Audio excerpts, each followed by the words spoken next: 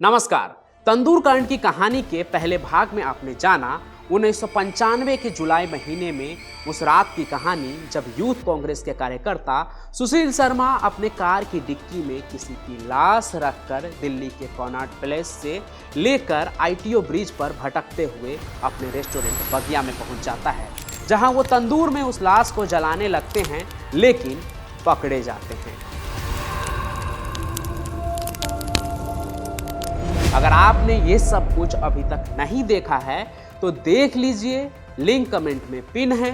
जिन्होंने देख लिया है वो अब देखिए इस कहानी में उसके आगे।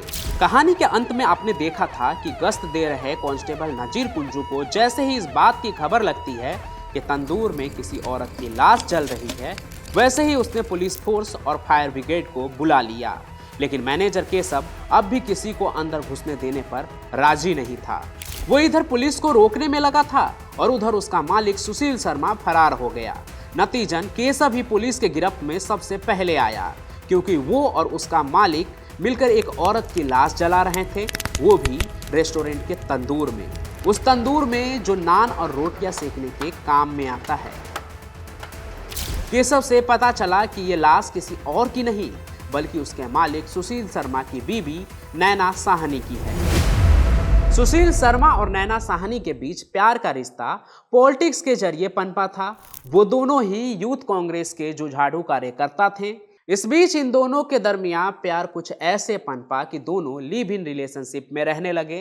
कहते तो ये भी है कि इन्होंने चुपके से शादी भी कर ली थी और दिल्ली के मंदिर मार्ग के पास गोल मार्केट में फ्लैट लेकर रहने लगे। वक्त बीतता गया और दोनों के प्यार भरे रिश्ते के बीच कड़वाहट ने जगह ले ली। उनके बीच टेंशन बढ़ने लगा था। नैना भी अब सुशील से बोर होने लगी थी। उसने कमर्शियल पायलट का लाइसेंस तो लिया ही था, तो मन ही मन ऑस्ट्रेलिया जाने का वो सोचने लगी। इधर सुशील को भी अपना करियर डवाडोल होता दिख रहा था। ऊपर से उसके दिमाग में इस शक ने भी घर कर लिया था कि नैना का किसी दूसरे मर्द के साथ रिश्ता है। इन सब के बीच फंसा सुशील शर्मा 2 जुलाई 1995 की उस शाम जब घर लौटा तो नैना फोन पर थी, लेकिन सुशील को देखते ही उसने टेलीफोन का रिसीवर वापस रख दिया, यानी कॉल कट कर दिया। नैना के दूसरे हाथ में शराब का गिलास था।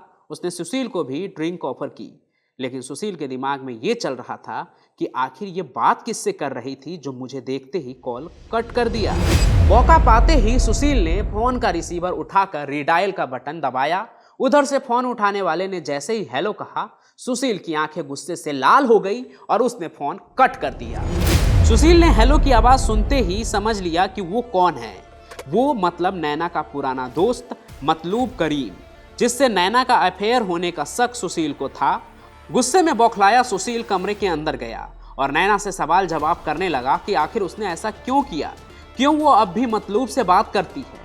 नैना को जैसे सुशील के बातों से कोई फर्क ही नहीं पड़ा और उसने कई सवालों का एक ठंडा जवाब दिया कि वो जो भी कर रही है उससे सुशील को कोई लेना देना नहीं होना चाहिए।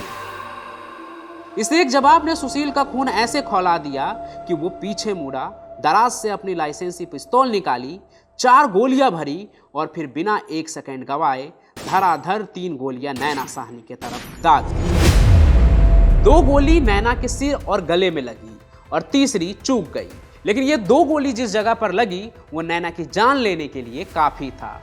उसके हाथ से शराब की गिलास छूट गई और वो वहीं बिस्तर पर ढेर हो गई।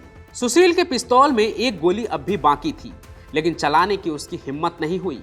कहते हैं कि ये करने के बाद वो तुरंत ही फूट फूट कर रोने लगा कि उसने क्या कर दिया। लेकिन अब उसके सामने परेशानी ये थी कि वो नैना की लाश के साथ क्या करेगा, क्योंकि घर में वो लाश ज़्यादा दिन छुपा नहीं सकता था और अगर लाश पुलिस के हाथ लग जाएगी तो उसका पकड़ा जाना तो तय था। इसलिए उसने पहले नैना की लाश को अच्छे से पॉली बैग में लपेट दिया।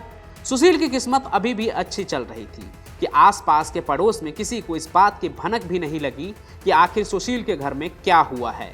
और फिर वही हुआ जो मैंने आपको कहानी के पहले भाग में बताया कि सुशील गाड़ी लेकर आईटीओ ब्रिज पर गया, लेकिन ट्रैफिक होने की वजह से लाश यमुना में नहीं फेंक पाया और फिर अपने बगिया रेस्टोरेंट में पहुंचकर अपने मैनेजर के साथ मिलकर नैना की लाश को तंदूर की आग में ठिकाना लगाने लगता है। एक तंदूर की कैपेसिटी इतनी नहीं होती है कि उसमें किसी इंसानी लाश को जलाया जा सके, इसलिए उन्हें भी लाश को जलाने में दिक्कत हुई। इसलिए सुशील शर्मा न्यूज़पेपर तंदूर में डलवाता गया, लेकिन फिर भी बात नहीं बनी तो बटर का एक पूरा पैकेट उस तंदूर में उड़ेल दिया। बटर जैसे ही तंदूर में गया, आग लहलहा उठी और फिर इन्होंने जल्दी लाश जलाने के लिए एक के बाद एक 4 पैकेट बटर तंदूर में झोंक दिया, जिससे आग की लपटें इतनी तेज उठी कि बाहर दूर बैठी सब्जी वाली औरत अनारो देवी को दिखा और उसके चिल्लाने पर पुलिस पहुंची और फिर दिल्ली के इस भयानक तंदूर कांड का खुलासा हुआ। पुलिस के आने के बाद तंदूर की आग बुझाई गई और फिर उसमें से लाश के हिस्से और हड्डियों को बरामद किया गया, लेकिन जिसने ये सब कुछ किया था वो फरार हो चुका था। डीएनए टेस्ट के मिलान के बाद पक्का हो गया कि ये नैना साहनी की ही लाश थी। सुशील शर्मा वहां से भाग तो निकला था, लेकिन ज्यादा समय तक छिप कर नहीं रह सका। पुलिस को काफी छकाने के बाद आखिरकार उसने 10 जुलाई 1995 को बेंगलुरु में सरेंडर कर दिया। कहते हैं सुशील शर्मा को बाहर निकालने के लिए पुलिस ने इनकाउंटर ऑर्डर मिलने की अफवाह फैला दी, जिसके वजह से ही सुशील ने डर कर सरेंडर किया।